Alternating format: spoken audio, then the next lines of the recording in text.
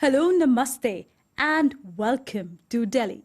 I'm Devina, and this is Work Life India on the BBC, the show that looks at all things to do with money, the work we do, and the lives we lead. Now, India has a poor sex ratio and a poor record on gender equality. Gender bias begins early in conservative families, where girls are often denied education and forced into household work. But many are daring to break the barriers by playing sports and challenging the gender stereotypes. It is not easy. So we're asking, how can we create a level playing field for women in sports?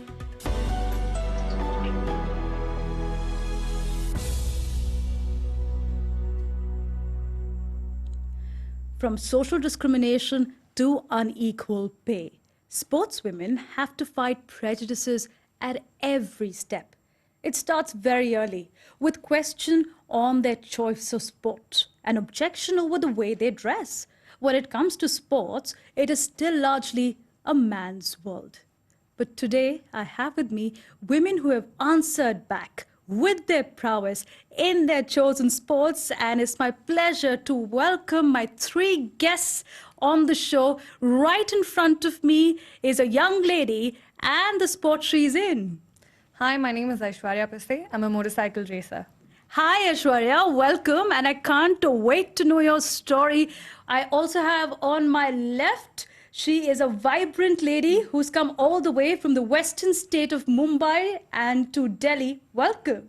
Hi, I'm Hetal Dave and I'm India's first female sumo wrestler. And Sumo. people call me Sumo Didi. Sumo Didi, that means Sumo sister. Welcome, sister. And right in front of me is a shy 23-year-old, but we'll get answers out of her. Hi, this is Diskit Angmo representing a Winter Olympic sport that is ice hockey. In a tropical country. Yes. Well, Diskit, welcome to the show. Well, let's start with you, Aishwarya, because 18 years of age, that's the legal age to be married in our country. And you picked up your bike. Within a year, you were actually doing competitive motor racing. What prompted you to enter this field? Well, I come from a conservative family where doing anything from a 9-to-5 job is a taboo. For me, I think it started where I didn't do so well in my 12th. That's when I started going on travels on motorbikes.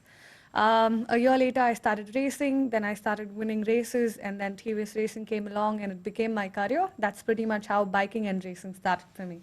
And a conservative family, when you say that, what do you mean by that? Nobody in my family does anything apart from a 9-to-5 job. So that's pretty much how it is. A woman's probably not allowed to stay out of the house after 6 p.m. because it's not safe. So that's pretty much the kind of family I come from. Well, let me tell you, it's a story for a majority of women. And Hetal here actually got into judo because your father said, you need to learn self-defense. You need to defend yourself. Actually, I was interested in, fighting and all. So my father, took fighting seriously. And he supported me and he was like, "Nahi, if you want to do this, you will do this." But why sumo? Because if I'm right, even in Japan, professionally, women are not allowed to enter the sumo ring. Right, correct. So why did you choose sumo as a sport? Devina, from childhood, I always wanted to do something very different from others. In childhood, like girls are playing with dolls and Barbies and, making house and stuff like that. I used to go out, fight with boys, mess around, hit my brother. We can all identify with that, can't we? Can't we? Diskit, can you identify with that? Yeah, of course. Because my brother, I have a brother, and having a brother is always like that. And we play the same sport that I'm representing today. So so talking about equipments, I used to steal his equipments, because we don't have our own equipments. It's very ice hockey is a very rich game, it's very costly. So we get expatriates from foreign countries, and the people who voluntarily come to Ladakh to play ice hockey. So they come and they donate the stuffs. So some of my brother got those stuffs, and I used to steal it from him, and somehow I used to play that. And your father actually encouraged you because there wasn't a gender bias in your family, but when you started playing, people would actually come and boo you. Yeah, exactly. So my story is a little bit emotional because my father is no more. Like he has passed away since I'm sorry to 6 hear years that. back. It's okay, but that has really motivated me to move forward. I have to do something apart from representing the country, but I have some responsibility because it was my father who introduced me to this sport. And he was the one who told me and my brother, to go out and play when we were child. We really didn't thought that this little push to come out of my comfort zone will one day become my life's passion. And what I Absolutely. am In the doing. northern state of Himalayan peaks, you are actually playing ice hockey. But let me get all of you in on this question because I'm sure every sports person is also asked this. The toughest challenge that you faced when you were training for this sport. Aishwarya, what was your toughest challenge? I think initial days when I actually picked up the sport as a passion, the biggest challenge was to be able to go train because it's an expensive sport. So I think monetary is one of the things. Money, okay. Yeah, and then the society where the people that I would race with, there were a couple of people who were around me who thought I was wasting my time doing this. That was another thing. Diskit, you smile. Do you have a similar experience when people come and I come to my initial question and started heckling and saying, what are you girls doing? You had actually a married woman amongst your team. Yeah, so once there was an incident, so we were actually playing, and then the people all over the audience, how we were playing, and there's a married women, in our team. So while we were playing, they were chanting songs, that there's a Ladakhi song, the local song, and they used to say, they used to sing that song, the mothers are playing, see the mothers are playing, and stuff like God. that.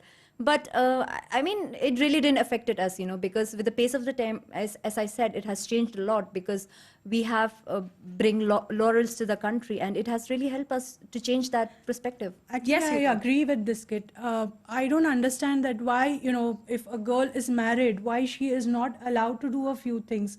I am married and my husband is so supportive that he would not stop me from doing anything that I want. But is it difficult to find the match? Because in the Indian traditional mindset, one would say that girls should have certain criteria fulfilled. She should be good at housework, she should be good at cooking, and there's a certain mindset with which there is a marital requirement. Devina, for Hetal. me, actually, when my parents started, looking for prospects for marriage, people would come, they would run away. Run away? Yeah, they would run away saying, she's a wrestler, she would come and hit. वो क्या काम करेगी? वो What would हाथ she पैर do? तोड़ देगी. She'll come and she'll hit us, she'll break our legs. But how is that possible? And now when I am married to the person who actually believes in me, I am taking care of the house, I am doing cleaning, I'm doing cooking, I'm doing everything. He's not doing anything?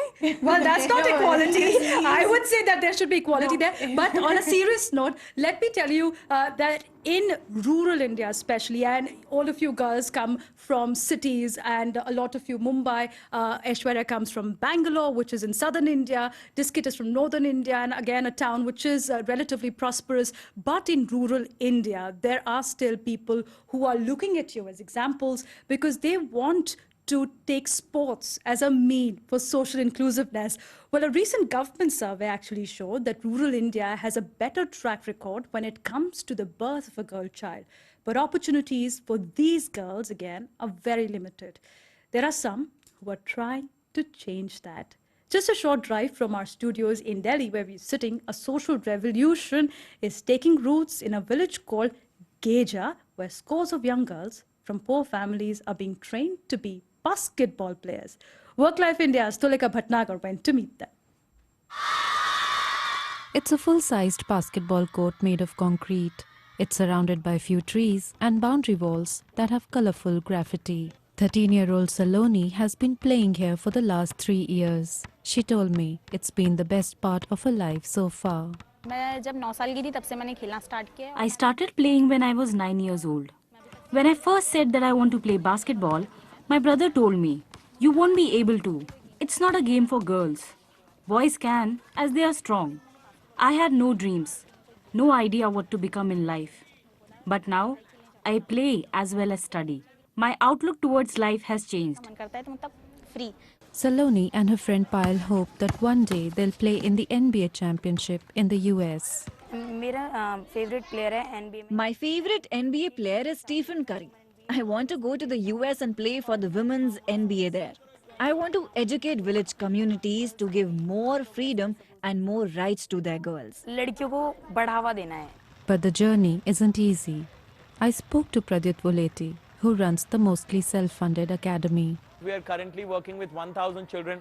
Initially, we faced a lot of problems with girls coming to our program, and parents were hesitant that girls will be practicing with boys. But now we boast with about 40 to 45% of our children as girls. In a society where by law women have equal rights as men, it often doesn't work that way. Despite the odds, these rural girls have found in basketball a modest start to an exceptional life. Brave in the face of odds, and there are odds that are faced by you also, Diskit, because infrastructure problem is the biggest problem for sports persons. Yes. What Devina. happened? Yes, I would say that this is one of the basic things that we really need, playing a sport, that we have to wait through winters just for 2 months, and then we have to practice, we have to wait for the winters throughout the year, and as for the championship coming up, and as compared to the other team members, they have throughout a full infrastructure, and they can train throughout the year, and we cannot do that. That becomes a big challenge for us. And apart from that, we need proper locker rooms. If so, to gear up, we need to wear up certain equipments that sometimes we have to do it in audience. We have no choice. So we need proper locker rooms for that. So that are some of the challenges that we have. And to isn't face. there an ice duty at 3 a.m.? Yes, of course. What is that? Tell our audience. It is quite a challenge, so we have to pick certain amount of rings. So the ice that we get is not that plain. So in order to play on a plain surface, we need to make it again and again. So what we do is we do certain shifts, and half of the girls are on duty, and we do it. We don't take it as a work or something. We take it as a picnic, and so that we can enjoy. And it's actually a frozen pond in which you actually pour water, so that it gets smooth, and then you play. And that's the question that Aishwarya you actually referred to earlier about money matters, because how many over here that we are present feel that there is a genuine gender discrimination when it comes to women having infrastructure, access to sponsorship versus men? I think, Yes, Aishwarya. compare the sport compared to other countries worldwide, the infrastructure outside is a lot more compared to India. And I think India is still evolving, and the manufacturers, or rather tire companies, especially in motorsports, is what's getting the motorsports the viewership it needs. But outside, there are so many more companies, from the most basicest to the corporates to there's a wide range of sponsors who are on board to kind of educate You find it people. difficult? You have 5 sponsors. Do you find it difficult to raise money? It has been very difficult. I haven't got here so easy. This is my 5th year of racing, and that's pretty much when I've been able to put everything together. Hetal, do you have similar experience? Because you went to Japan for a match and you actually had to borrow the belt. There wasn't enough money for that. I would like to correct. I went to Estonia for a match, which was world championships, and I didn't have my belt, the mamashi that you call. So I had to borrow it from other team, and they were willing. They happily gave it to me, and actually I didn't know how to tie it, so they did it for me. So money does matter. Somewhere I feel women are not taken that seriously even now. In this sports field. Well, yes, Diskit, you have a point to make, because I want to ask also. Yes, go ahead first. So I wanted to correct that, in our team, our association, as you said, there would be gender discrimination. But I will say that in our association, there are 3 teams. That is the women's team, the men's team, and the under-18 team. So we don't have any gender discrimination, and we are really lucky of it. And, we don't have such kind of issues regarding. Yes, Aishwarya. Yeah. I think this gender discrimination thing has been one of the talks that has gone around when I won the championship as well, as to why there is a different women's category and men's category as well. But I think it's there in every sport to encourage every athlete, rather be it a female or man. It's to encourage an athlete to come up and showcase their talent. And I think it's fair that everybody gets an equal chance to be out there. Absolutely. But here is the point that there is been a discussion around pay gap as well. Now, as sportswomen who are playing sports that are not recognized by the government, you're actually dependent on corporate sponsorship a lot of times. And when you go to sponsors, do you feel that if you were a man, Hetal, you would have been given money more easily? Not easily, but yeah, a little easy than what I am going through right now, because I have to wait. I had to wait when I was actually going for tournaments. When you are there when you get time to practice, you are actually going to people and waiting there for days to get the answer from them on if they are willing to sponsor or no. But is it also that sports rewards the best? So if you perform, like we have had names, PV Sindhu, who's the first Indian to win at the Badminton World Federation a gold. You've had Sania Mirza putting India on the world map for tennis. You have examples in India, women who were not known earlier, but they made their mark through their performance, and then the rest follows. Correct. Yeah. But then I started, I had no resources. I had nothing. I was training on grounds. I am still training on grounds. I still don't have a proper area to practice on. So when you're coming from that, I don't have a proper coach to train me through the simplest of techniques. So coming from there, I will take time to show my strength. And on the world chart, I still stand 5th. So if that is not an achievement, I don't know what is an achievement without any resources right now. Well, yes, Aishwarya, you have a point. I think every other sport that has this recognition, like we were talking about PV Sindhu or we were talking about Sania Mirza, I think like we were talking about how the infrastructure of marketing around it works is kind of giving it the boost, and also the government supporting it is adding value to it. As all the sports that we are in, I don't think we have that government support where we have certain things that are there is no security as such, saying we don't have government jobs. Well, Diskit, you remember you mentioning that you were at an event with a famous cricketer. Yes. And because India is a cricket-loving nation, is it also that somewhere we have failed to make sure that individual sports, which may not be recognized by the government, also are not reaching to the audience that much that they would actually recognize you when you were standing next to the cricketer? Yeah, exactly. It was an event, and first of all, I had to Google him, who was he, because I'm not a cricket fan. I know I have to support it, but then, I have to Google him right next to him. And so you didn't know who the cricketer is. Well, this is an interesting story. Yeah, seriously, I really didn't know. I Googled him, and then I was like, okay, so this is this guy. And who is it? Oh, well, let's not get into that. Yeah, but yes, yeah, exactly. What was the feeling at that time? So I was in a corner, and there were lots of people who were like taking selfies with him, and I was at a corner, and then I was like, okay, so and somebody came, and then are you also in this thing, and then I was like, yeah, I'm one of the guests here. Oh my God. So that makes you realize that also if there is a sport like cricket, which is so popular, why is it that in India we don't have the same popularity for these sports? Devina, I would like to say that why are we not given any recognition? Why are we not given any awards like Arjuna Award? Like you have Sports award. Like Aishwarya has won a gold medal in her International stream. circuit, yes. Why is she not recognized? Why is she not given So any, what's the solution, Aishwarya? What's the solution to this? Because one way out could be having more women representation.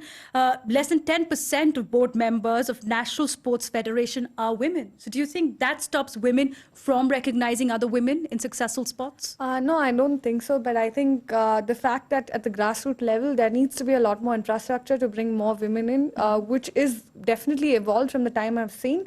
But I think it needs to grow in a little more rapid pace, also in the, not just with the training aspect of it, but also the reaching out to more people, educating more people as to, this kind of sport exists, like motorsport. Awareness about it. Yeah, But more awareness. tell me something. When you say there are more women who are coming, India has seen a fitness movement. India also has seen an initiative by the government which says Khelo India, that is Play India. Is that encouraging more girls in town like yours, Diskit? Yeah, I think so. And recently there has been Kiran Rijiju, the sports minister, he came back to Ladakh for an occasion there, and he was really encouraging, especially the girls. He was talking about it, and he also talked about our sport, and it was really nice of him to, he said he will as per now we are not recognized, but then he promised us that it will be recognized soon. So that is something, encouraging for us, so that, Absolutely. and And what about private sports companies who manage sports talent? Hetal, you've actually been approached by quite a lot of them. Can they make a difference when they sell your skill set correctly? And I use the word sell because it's how you will get sponsors and you'll be able to be free from financial worries. Correct, but I never got any positive answers from them. They were like, when nobody knows, when nobody has any knowledge about your game, is not understood. I mean, nobody understands your game. We will. It is very tough for us to sell it. So till the time we don't get recognition, we are doing our stuff, but we need a little bit from the people also to get educated towards us. Absolutely. And, Absolutely. Because I know that I am coming here to represent sumo wrestling. I'm not coming here as Hetal Dave. I am a sumo wrestler. I love to be called Sumo Didi. And I would want to give it back to people, I would want that there are girls who are, waiting for me to come and, And what would you tell those girls? I would tell them that I will give you my 100%. I would support you 100% throughout your journey. I just want, at least, I just want them to come to me and, say that, Sumo Didi, I want to be next sumo wrestler. I know this, that Hetal has left the profession because of financial constraints. You are actually also planning an alternative career. That means it can't be a long-term career. Yeah. Why is that? If you had to change one thing, So, what would it? we cannot take this as everyone, we cannot take this as a professional sport, right? So we have to at this age, the family pressure and everything, they say either you do this or that, because we are not sure about what we are doing right now. And it becomes very critical and, it's about our life, what we are doing right now. And I really wanted to I'm really confused right now, because I'm starting at the same time and I'm doing my sport in 2 weeks, 2 months or something like that. But given a choice between the two, yeah, it's which very one will difficult. you take? Yeah, so that's the That's the problem, big question. Yeah, that's the big question. Aishwarya, what about you? If you had to look at yourself and say, sports has given me this, and I'm thankful for it, and this is what I would like to tell the other girls who would like to be ready for these odds. I think you were talking about the Fit India movement, and I think being an athlete, it gives you a way of life, not just with your sport, but also in your everyday life. And I think that's pretty much what I would like to tell all the people watching out there, even young girls, that they should take up a sport. That will change a lot of things for them, as it's changed for me. And for women who would like to take motorsports, I come from a background where I didn't have money, or I didn't have a father in motorsports who could support me in what I wanted to do. Everything has come because of skill and my passion to achieve what I want to. And that's pretty much how I got here, and I decide to go to Dakar as well. And to all those women out there, I would say, if you have a big dream, please go ahead and achieve it. Well, on that positive note, I must say that all of us agree that sports is a life and a passion and a choice that you have been lucky enough to make. And I hope that there are women and young girls who are watching this who are also able to have the opportunity to make this choice. But thank you so much for being with me, and this has been a great conversation, girls. For the team, I would just give out one hip hip hooray! All right, thank you so much for being there, but be it sports or any other profession.